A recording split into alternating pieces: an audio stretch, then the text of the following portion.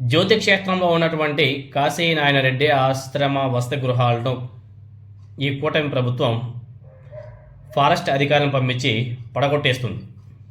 ఈ వార్త గత 2 రోజుల నుంచి చూస్తున్నాం. ఏ ఎల్లో మీడియాలో కానీ ఏ పచ్చ మీడియాలో కానీ రాయడం లేదు, చూపించడం లేదు. చూస్తున్నాం, అబ్జర్వ్ చేస్తున్నాం. ఎవరు కూడా దాని గురించి మాట్లాడడం లేదు. ఎవరో కడపకు సంబంధించి ఒక ఎమ్మెల్సీ మాత్రం మాట్లాడాడు, వైఎస్ఆర్ కాంగ్రెస్ పార్టీకి సంబంధించి. మిగతా ఎవరు కూడా దాని గురించి అసలు ప్రస్తావన తీసుకురావడం లేదు. వీళ్ళ కూటమి ప్రభుత్వంలో జరుగుతుంది కాబట్టి ఎవరు కూడా మాట్లాడరు, ఎవరు కూడా ప్రస్తావన చేయరు. ఇదే కానీ జగన్మోహన్ రెడ్డి గారి హయాంలో కానీ జరిగి ఉంటే ఏ విధంగా గగ్గోలు పెట్టేవాళ్ళు, ఏ విధంగా పెద్ద పెద్ద తాటికంత అక్షరాలతో రాసి చూపించేవాళ్ళో మనకు అందరికి కూడా తెలిసిన విషయం. ఒకసారి ఆ కాశీ నారాయణరెడ్డి ఆశ్రమాన్ని ఎందుకు కూలగొడుతున్నారో మనకైతే అర్థం కావడం. అది చాలా గొప్ప ఆశ్రమం. చివరి రోజుల్లో కన్నబిడ్డలు కూడు పెట్టకపోతే ఆశ్రయం ఇవ్వడానికి కాశీ నాయన ఉన్నాడనే ముసలోళ్ళ నమ్మకాన్ని పడగొడుతున్నారు వీళ్ళు. ఆకలిని వేసి వెళ్ళిన వాడికి లేదనకుండా కడుపు నింపుతున్నటువంటి దాతృత్వాన్ని వీళ్ళంతా కూడా పడగొడుతున్నారు కూటమి ప్రభుత్వం. ఎంతమంది వచ్చారు, ఎన్నాళ్ళు ఉంటారు, మీ కులం ఏంటి, గోత్రం ఏంటి, మతం ఏంటి, ప్రాంతం ఏంటి అనే పట్టింపు లేకుండా జరిగే నిత్యాదాన ఆశ్రమాన్ని పడగొడుతున్నారు వీళ్ళు. అదేంటి, ఆశ్రమం పేరిట అడవిని ఆక్రమిస్తే ఎలా, అది అసలే టైగర్ జోన్ అంటారేమో. టైగర్ జోన్ అనేసి కూడా మాట్లాడుతున్నారు. అందుకే దాన్ని కూలగొట్టడానికి అక్కడికి వెళ్ళారు. ఎక్కడ లేదండి అడవి, ఎక్కడ లేదు రిజర్వ్ ఫారెస్ట్. శ్రీశైలం టెంపుల్ ఉంది. శ్రీశైలం ఉండేది నల్లమల నడి మధ్యన కాదా? ఇంకా చెప్పాలంటే ఎన్ఎస్టీఆర్ టైగర్ జోన్ హార్ట్ మధ్యలో కొన్ని వేల ఎకరాల్లో శ్రీశైలం టెంపుల్ ఉంది. మరి అది ఉల్లంఘన కాదా? మరి దాన్ని కూడా పడగొడేస్తారా? అంతెందుకండి, కలియుగ దైవం శ్రీ వెంకటేశ్వర స్వామి ఏమైనా రెవెన్యూ భూముల్లో కొలువై ఉన్నాడా? తిరుమల ఒక బయోస్పియర్ రిజర్వ్ ప్లేస్లో ఉంది.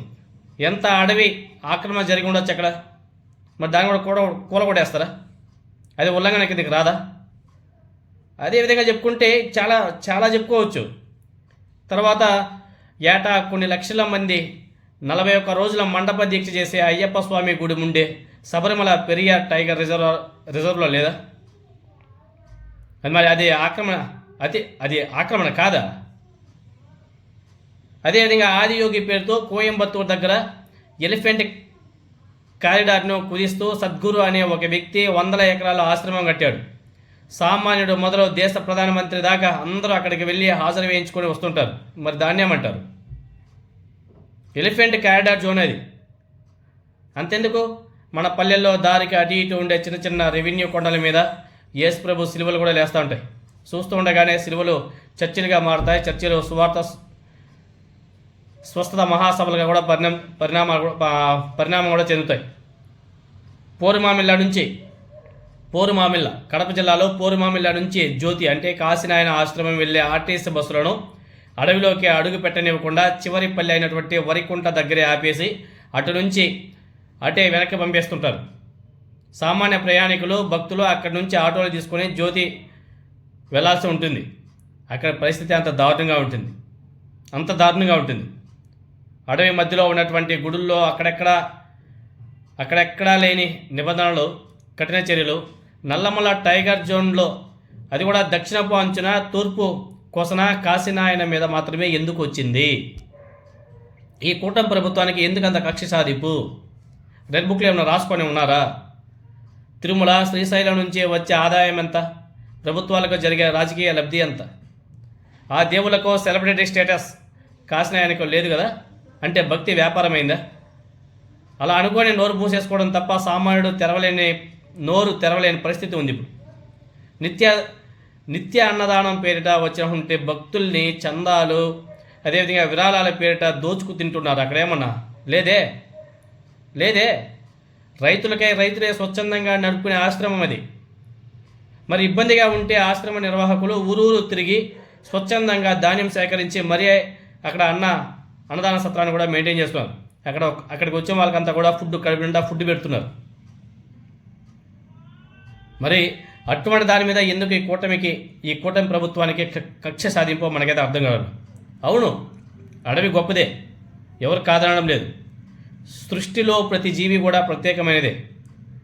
మనిషిగా వన్యప్రాణులకు మనం ఇవ్వాల్సినటువంటి సమతుల్యత రక్షణ ఖచ్చితంగా ఇవ్వాలి, తప్పులేదు. కానీ ఎక్కడా లేనట్టు ఇక్కడే ఎందుకింత నిర్బంధ చర్యలు అవసరమా?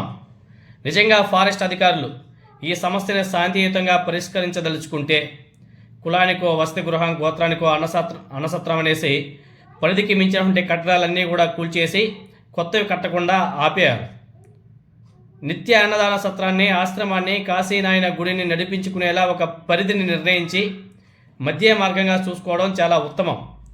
దేశం మొత్తం కూడా సనాతన ధర్మ స్థాపనకు పూనుకున్న కాషాయ పార్టీ, అదేవిధంగా ఆధ్యాత్మిక యాత్రల పేరుతో సనాతన ధర్మోద్ధరణకు కంకణ కట్టినటువంటి పార్టీలకు ఈ చర్యలు కనబడడం లేదా? కనబడకపోవడం శోచనీయం. ఇక్కడ అటవీ శాఖ మంత్రిగా పవన్ కళ్యాణ్ ఉండడం, హిందువుల మనోభావాలు అసలు దెబ్బ తినకపోవడం, ఈ వార్త అసలు బయటకు రాకపోవడం చాలా ఆశ్చర్యానికి గురిచేస్తుంది.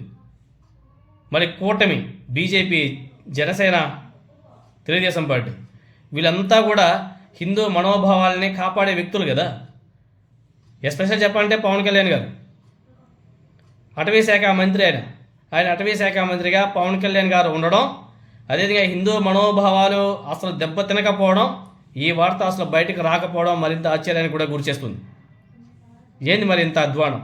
ఎందుకు మరి ఇంత రాక్షసంగా పరిపాలన చేస్తున్నారో మనకైతే అర్థం కావడం లేదు. ఎందుకంటే అసలు ఈ వార్తని ఎక్కడ కానీ ఇల్లు మీడియాలో చూపించడం లేదు, వాళ్ళ వార్తల్లో ఎక్కడ కానీ రాయడం లేదు. అదే చాలా బాధ కలిగించే విషయం.